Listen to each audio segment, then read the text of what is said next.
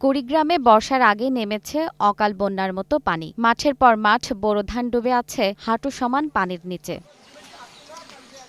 টানা ৭ দিনের বৃষ্টিতে জেলার প্রায় সব উপজেলায় ক্ষতিগ্রস্ত হয়েছে বোরো আবাদ। পাকা, আধা পাকা এমনকি কাঁচা ধানও তলিয়ে গেছে পানির নিচে।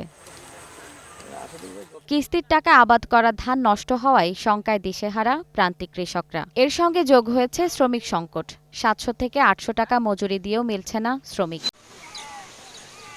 কৃষি বিভাগ জানায় জেলায় ১,১৭,০০০ হেক্টরের বেশি জমিতে বোরো ধান চাষ হয়েছে, কিন্তু টানা বৃষ্টিতে এখন পর্যন্ত মাত্র ৪% ধান কাটা সম্ভব হয়েছে। এবছর কুড়িগ্রাম জেলা বোরো আবাদের লক্ষ্যমাত্রা ছিল ১,১৭,৩৫০ হেক্টর জমিতে। আমাদের আবাদ হয়েছে ১,১৭,৩৬০ হেক্টর জমিতে এবং ইতিমধ্যেই প্রায় ৪% জমিতে ধানের পতন শুরু হয়েছে। একই চিত্র নেত্রকোনার হাওরেও আগাম বর্ষা আর পাহাড়ি ঢলে তলিয়ে গেছে ১৪,০০০ হেক্টরের বেশি জমির ফসল।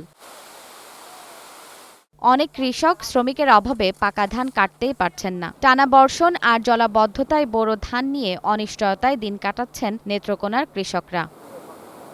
অন্যদিকে নাটোরের সিংড়ায় চলনবিলের বিস্তীর্ণ বোরো ধান ক্ষেত টানা ২ দিনের বৃষ্টি আর উজান থেকে নেমে আসা আত্রাই নদীর পানিতে তলিয়ে গেছে। হুমকির মুখে পড়েছে হাজারো কৃষকের স্বপ্ন।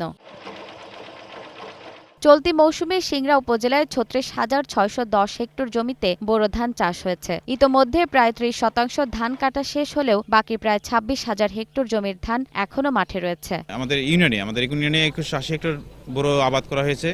এর মধ্যে মোটামুটি ২৫০ হেক্টর জমির ধান কাটন হয়েছে। আর এই মাঠে অনেক ধান এখনো কাটতে বাকি আছে।